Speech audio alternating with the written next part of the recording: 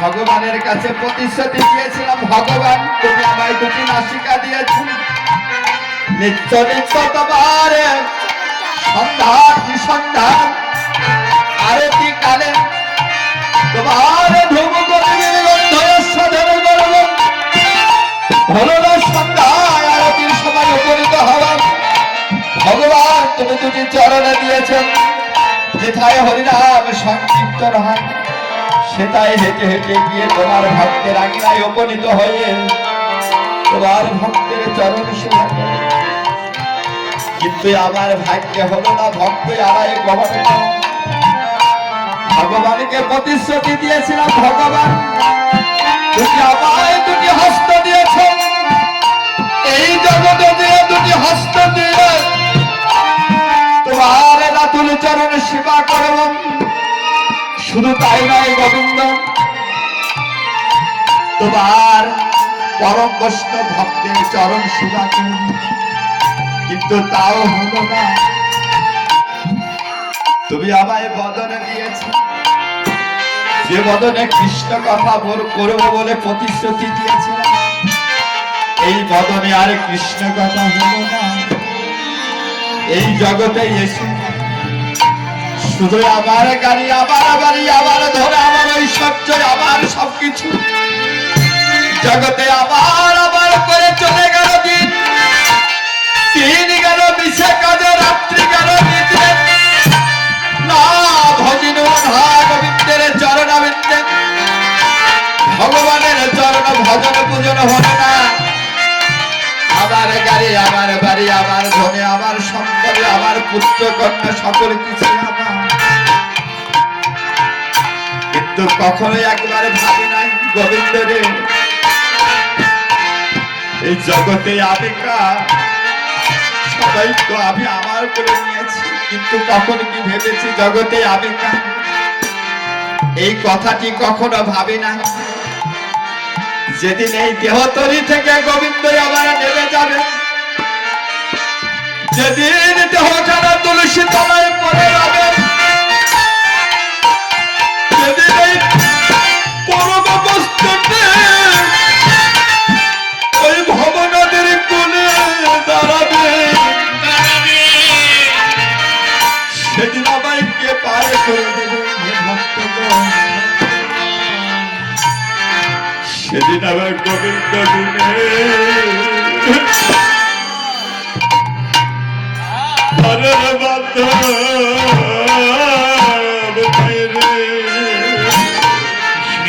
গোবিন্দ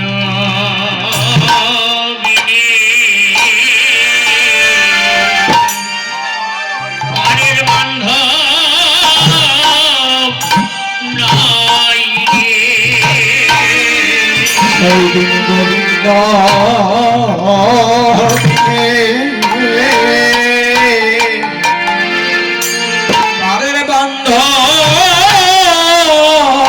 নাই রে, যেদিন আমার ভবন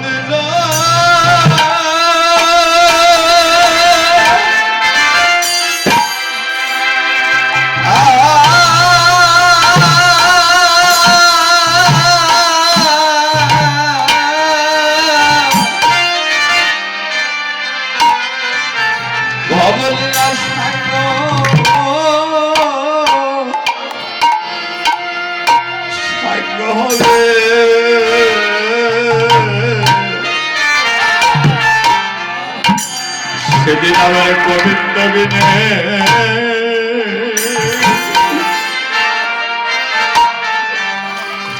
আমার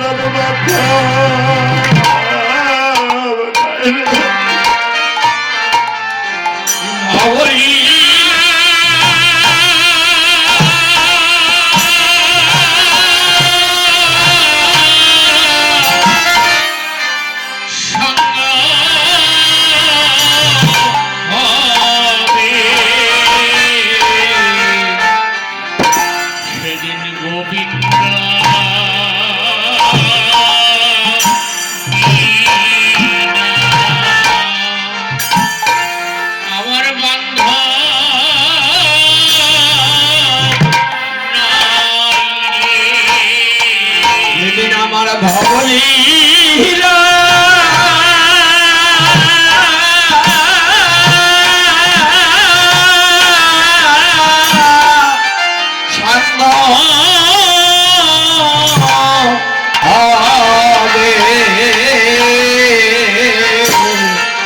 সেদিন আমার গোবিন্দ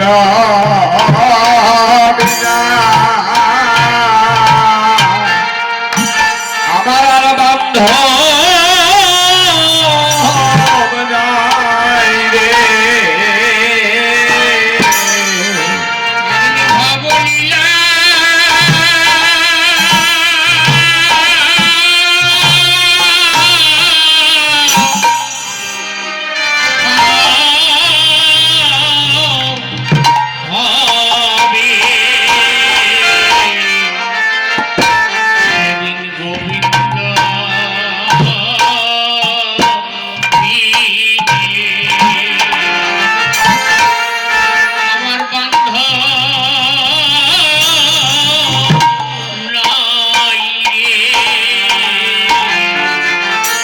যেদিন ভবা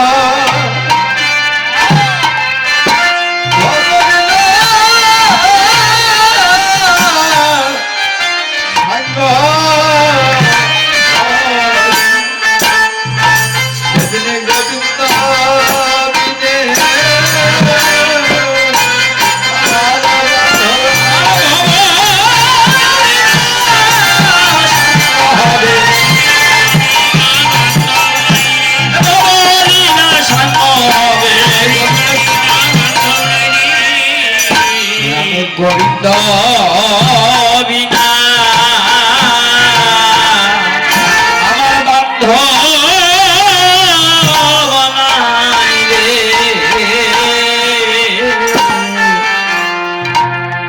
বৈষ্ণব লিখেছেন ডুবিল ডুবিল বলি সিঞ্চে সবে পানি এই দেহতরি ডুবে গেল মা ডুবিল ডুবিল বলে সিনতে সবে পানি যদি একবার ডুবে যায় ডুবার আগে একবার বাঁচুন গোবিন্দকে কান্ডারি করে কান্ডারি তো হয়ে আছে তার চরণে আশ্রিত হলে সে নিজ গুণে কৃপা করে বৈষ্ণব বললেন ওরে পারি সদা গোটা সবে হরি হরি বলে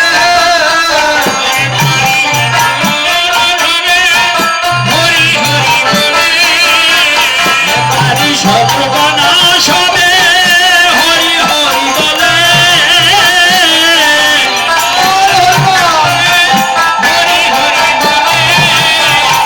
পুরুষ সাগরে কেহ আসে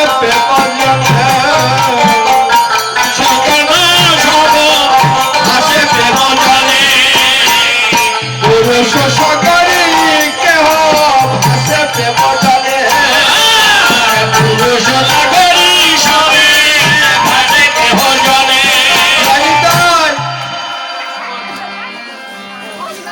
সবাই প্রেম জলে ভাসছে প্রেমজল কি প্রেমজল হচ্ছে নয়নের ধারা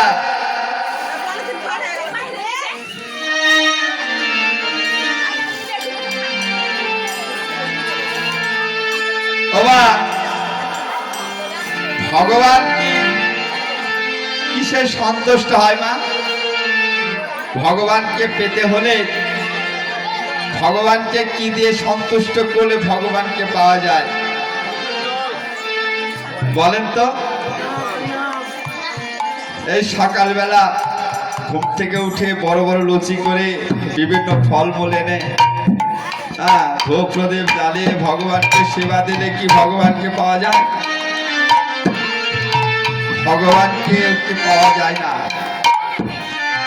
ভগবান বললেন ওগুলো দিয়ে আমার সেবা হয় না কি দিয়ে সেবা হয় ভগবানকে সেবা দিবেন কি দিয়ে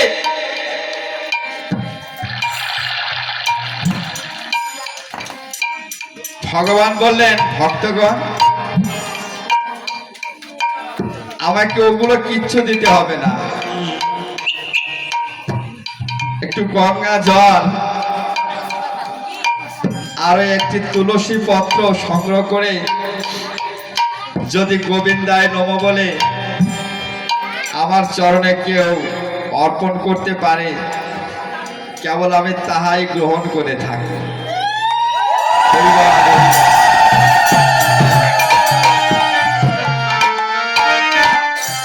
গোবিন্দ বললেন, তাও যদি না জোটে,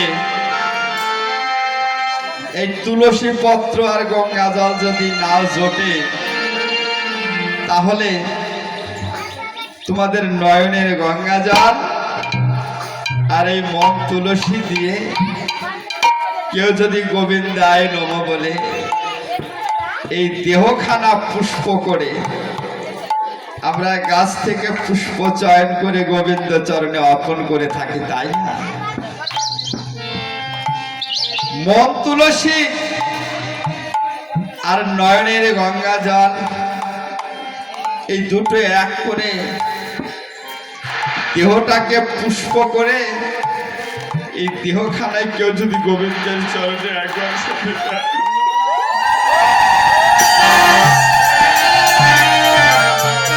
গোবিন্দ বললেন, কেউ যদি এমন করে আমার সেবা দেয়, আমি ইহকাল জনমের মতো তার ওই চরণে ওই চরণে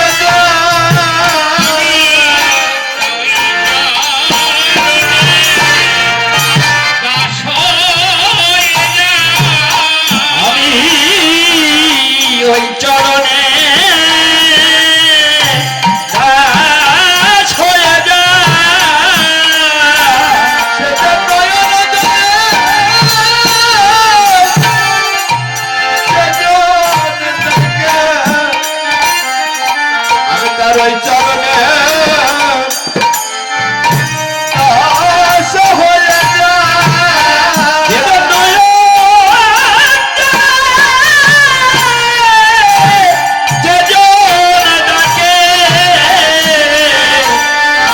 ওই চরণে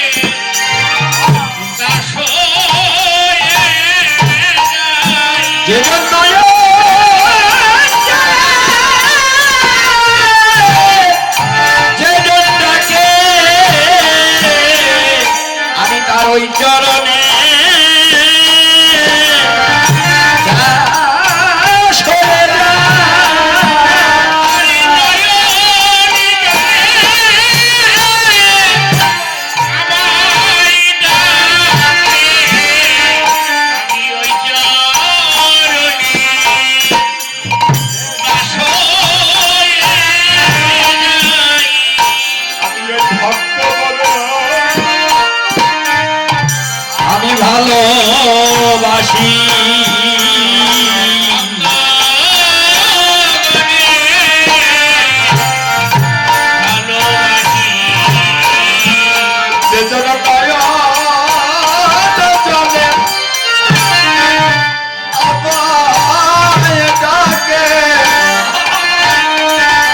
আমি ভক্ত বড়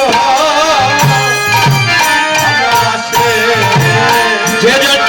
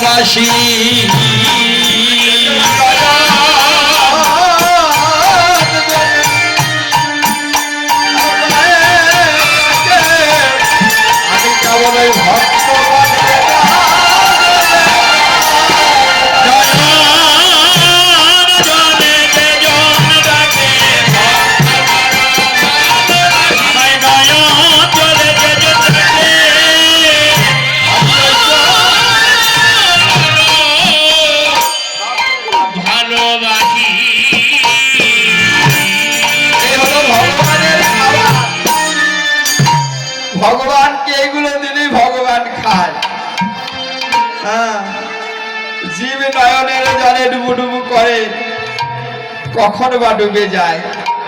যদি নয়নের জলে ডুবে যায় গোবিন্দ নিজেই ধরে তোলে, আর যদি না ডুবতে পারে তাহলে আর ভগবান ধরবে না। তবে ভগবান ভক্তকে ভালোবাসে, যে ডাকে তাকেও ভালোবাসে, যে না ডাকে তাকেও ভালোবাসে। ভগবান কখনো ভক্তকে অভিশপ্ত করেন না, ভগবান সদা ভক্তকে আশীর্বাদ করে থাকে। কিন্তু এই জগৎ থেকে চলে গেলে এই 84 লক্ষ জনই কই?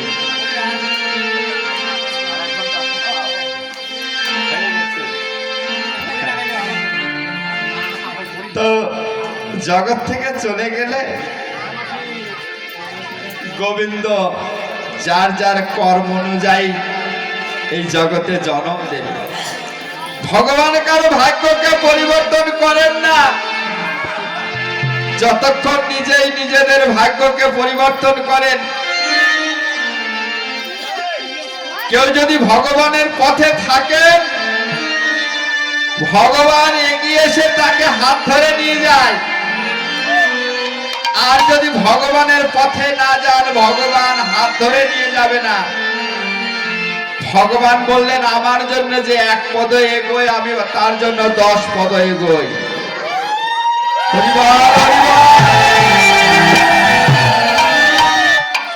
এই যে কীর্তন শ্রবণ করছেন, লীলা স্মরণ স্মরণী ভজন, কীর্তন শ্রবণ করে বাড়িতে যেয়ে যদি সেই কীর্তনের কথাগুলো সারবস্তুগুলো যদি আস্বাদন করে কর্মে নিয়োজিত না করি, এরকম অনাদি অনন্তকালে যদি হরিনাম সংকীর্তন হয় জীবের কোনো মঙ্গল সাধন করবে না। কারণ দুটো কর্ণ দিয়েছে আস্বাদন করব। নববিধা ভক্তির প্রথম সোপান হলো শ্রবণ। এই শ্রবণ হলো সর্বাগ্রে আস্বাদন করে হৃদয়ে মূল তথ্য বাক্য রসবস্তুটুকুন প্রতিস্থাপন করা এবং তৎকর্মে নিয়োজিত করা। তবে হয়তো গোবিন্দ তাকে কৃপা করবে। আজকে এসেছি আমি আপনাদের মাঝে, সেই পাবনা থেকে এসেছি চাঁপাইনবাবগঞ্জ। হয়তো দুটো কথা বললাম, সেই কথাগুলো আমি কীর্তনীয় আপনাদের উপদেশ দিচ্ছি নয়, আমরা আলোচনা করছি, পদাবলী সাহিত্যের আলোচনা করছি। যারা বৈষ্ণব সাহিত্যিকগণ ভজনের দ্বারা ভগবানের লীলা আস্বাদন করেছিলেন, আস্বাদন করে বৈষ্ণব সাহিত্যে তার লেখনীতে লীলা ফুটিয়ে তুলেছেন, তাই স্মরণে আছে। কিন্তু এগুলো আমাদের মানব জীবনে এটা ব্যবহার করতে হবে। বাড়িতে যে ওই সেই ঝগড়াঝাঁটি, মারামারি, হিংসা, অহংকার, বিদেশ, পরনিন্দা, পরচর্চা, পরশ্রী, কাতরতা ইত্যাদি দাম্ভিকতা, এগুলো দিয়ে যদি এই দেহ বৃন্দাবন কেটে যায় তাহলে কি কেউ আশা করতে পারে বা আমি পারি ভগবানের চরণ পাব? সম্ভব নয়। আর এগুলো যদি অন্তর থেকে মুছে,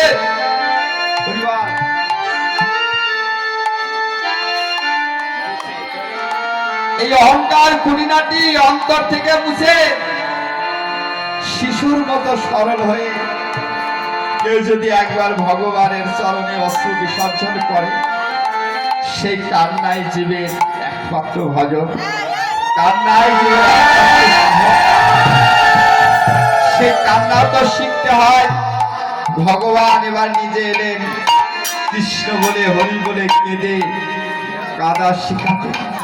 অনন্ত কোটি বিশ্ব ব্রহ্মাণ্ডের অনন্ত কোটি জগৎ জীবের একমাত্র আশ্রয় শ্রী অনাদির আদি প্রাণবল্লভ গোবিন্দ এবার নদেই এসেছে স্বরূপ ধারণ করে। বৈষ্ণব কবি বললেন, ওই যে কথা ধর মুখে মৃদু মৃদু হাসে,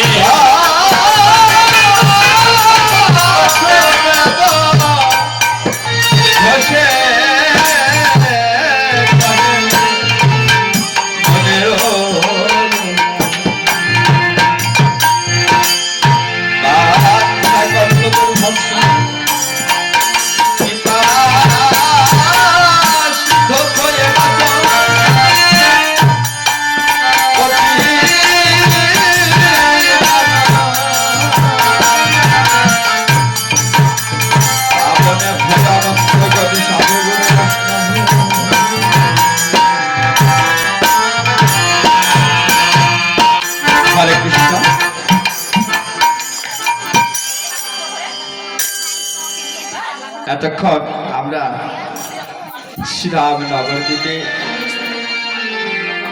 গৌরাঙ্গ লীলা মাধুর্য রস স্মরণে ছিলাম। চলুন যাই মধুময় শ্রীরাম বৃন্দাবনে। বাবা, আপনারা কোথায় বসে আছেন? কোথায় আছেন? বলি সবাই বৃন্দাবনে, তাই না? বৃন্দাবনে আছেন, তাই না? বৃন্দাবনে থেকে কি আবার বৃন্দাবনে যাওয়া যায়?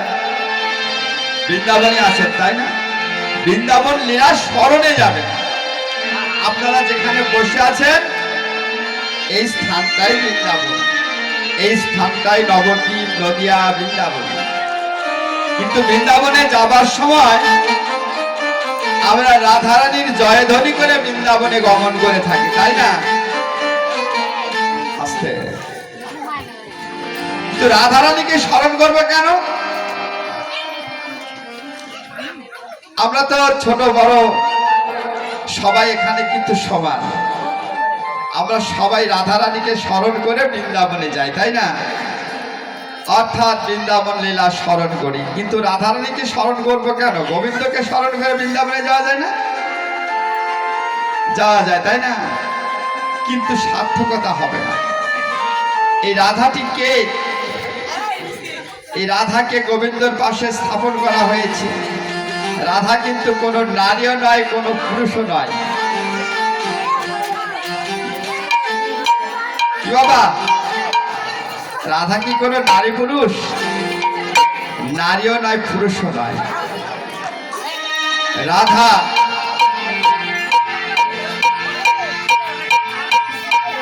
প্রেমের একটি মূর্ত প্রতীক, পূর্ণ রস সম্বলিত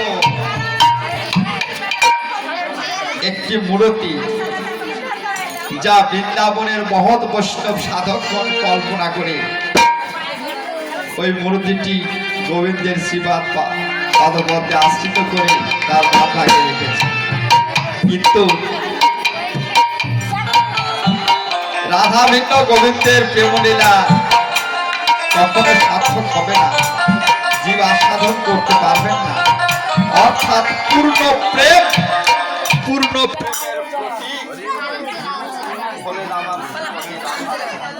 প্রেমকে যদি স্মরণ না করা যায় তাহলে বৃন্দাবন লীলা সার্থক হবে।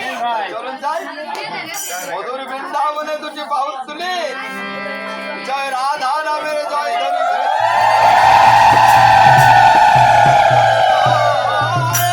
রাধা কৃষ্ণ পৃথিবীর আনন্দে হরি হরি বল।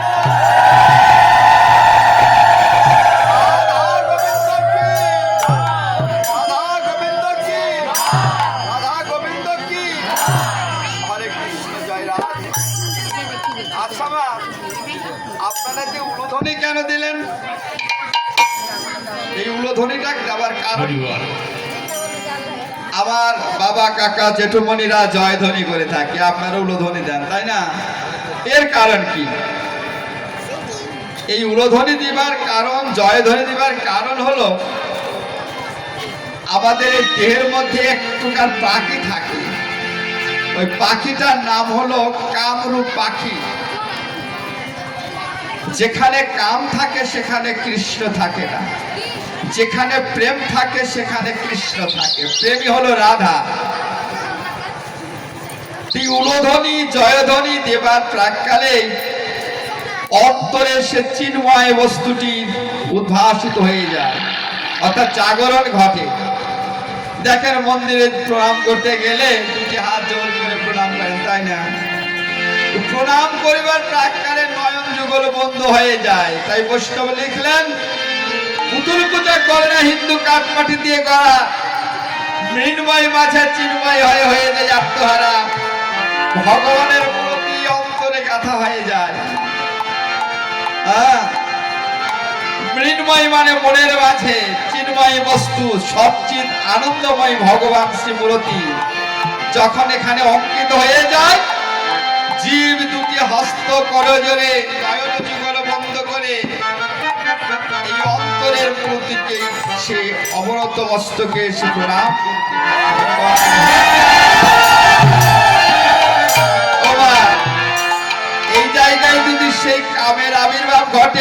কামরূপ পাখি যদি অবস্থান করে বাসা বাঁধে, তাহলে এখানে কি আর কৃষ্ণপ্রেম বাসা বাঁধবে? বাঁধবে না।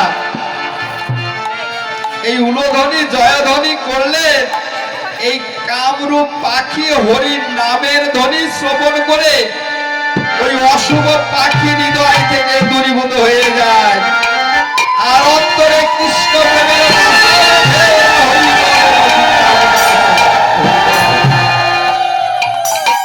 এই বেশি বেশি উলধ্বনি জয়ধ্বনি করবে। এই যে দুটো মৃদঙ্গ বাজছে, এরা হরিনামের ধ্বনি করছে। এই যে করতাল, হারমোনিয়াম, কিবোর্ড বাজছে, ওরা হরিনামে ধ্বনি করছে। আপনারা হরিনামে ধ্বনি করছেন। আচ্ছা, দ্বিতীয়ত আরেকটি কথা বলি। আমরা নৌকা বিলাসেই যাচ্ছি, হরিনামের খেলায় যাচ্ছি। তো অনেকেই ধন্যবাদ, অনেককেই ধন্যবাদের মধ্যে রেখে দিয়েছি, কারণ অনুসারী আছে। আমার কথা বুঝতে পারছেন তো? অনেককে ধন্যবাদ দিয়েছি, আর অনেক ধন্যবাদের পথে আছেন, আর যারা আসেনি তারা তো ধন্যবাদ পাওয়ার উপযুক্ত নয়। এই যে আপনারা ললাটে ঊর্ধ্বপুণ্ড তিলক ধারণ করেছেন, এই ঊর্ধ্বপুণ্ড তিলক বাম ভাগে হলো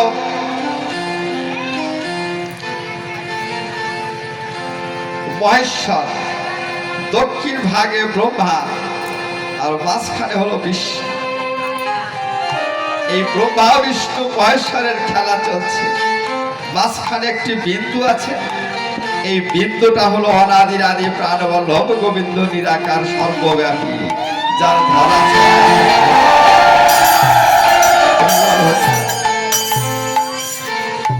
ভগবান বিন্দু রূপে দেহের মধ্যে আছে দেহ বৃন্দাবন।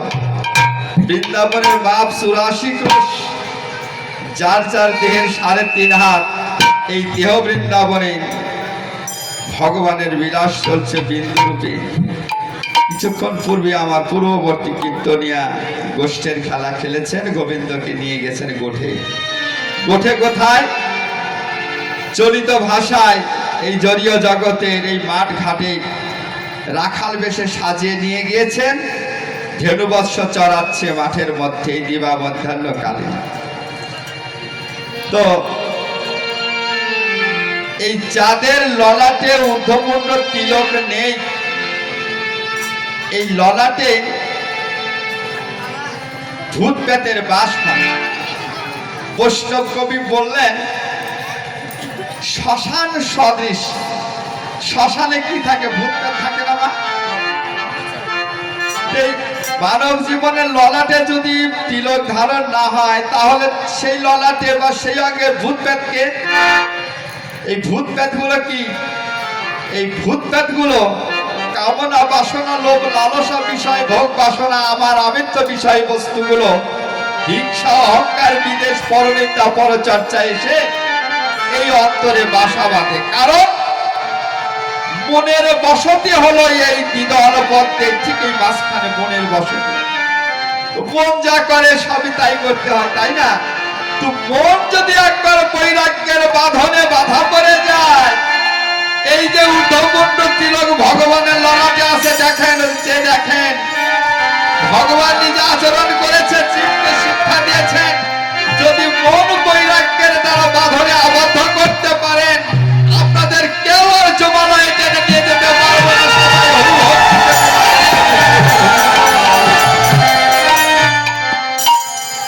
ঊর্ধ্বপুণ্ড তিলক ধারণ করবেন সবাই, যারা করেননি ধারণ করবেন। সকালবেলা ঘুম থেকে উঠে যোগ কাছে আসতে পারবে না।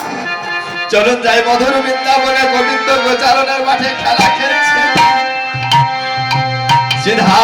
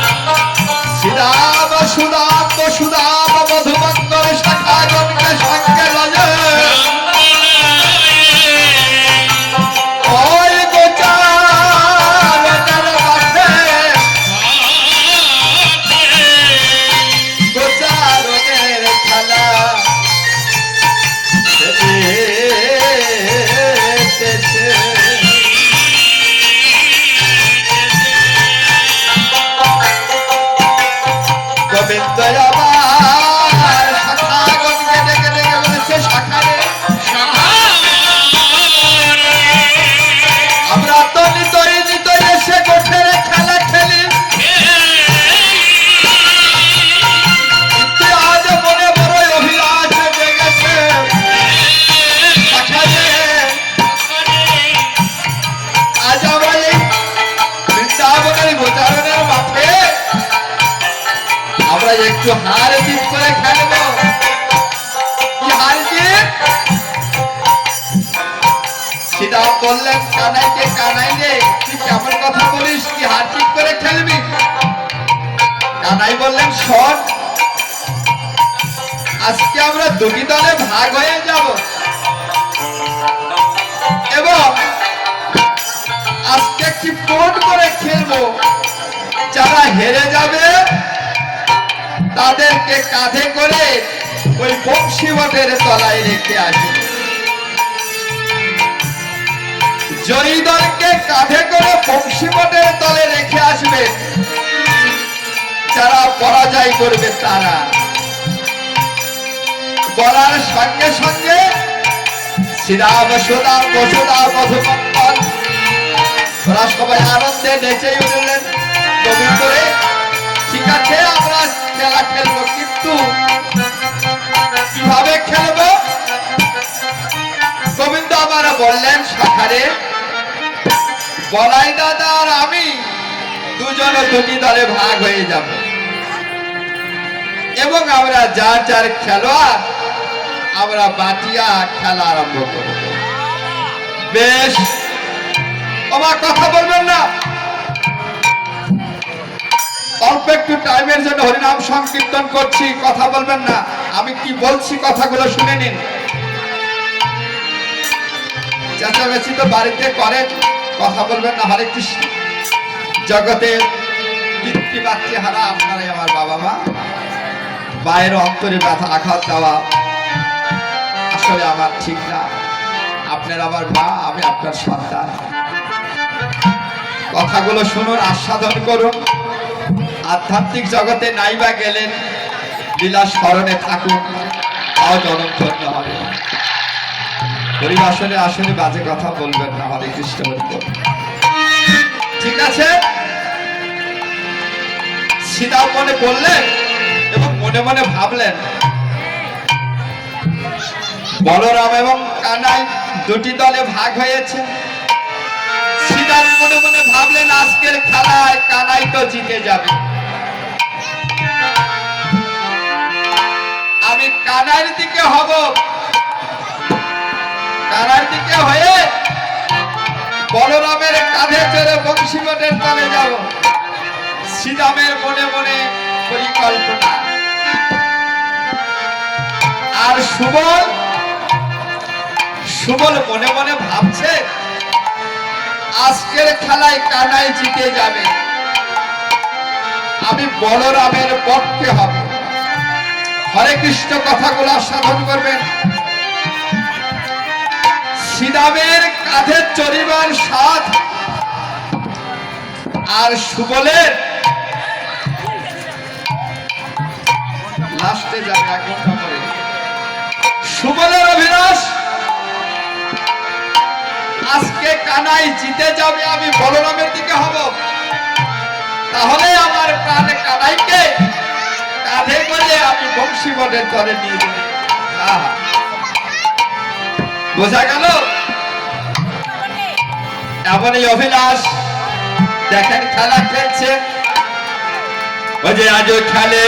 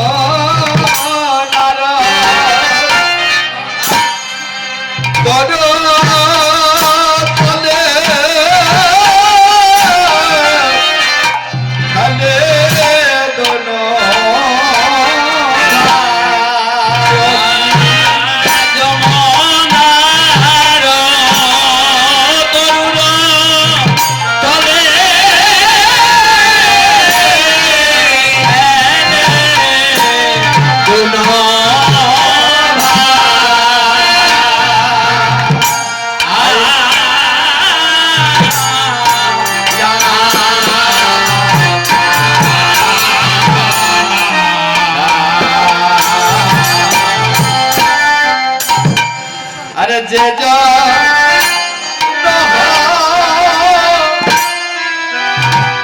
হারিবে ভাই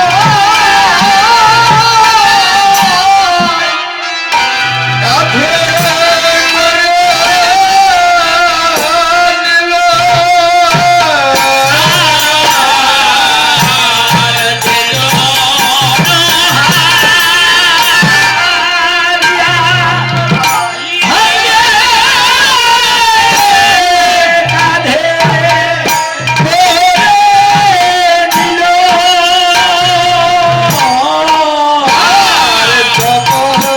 আরে বংশী বনে না মনে রাখিয়া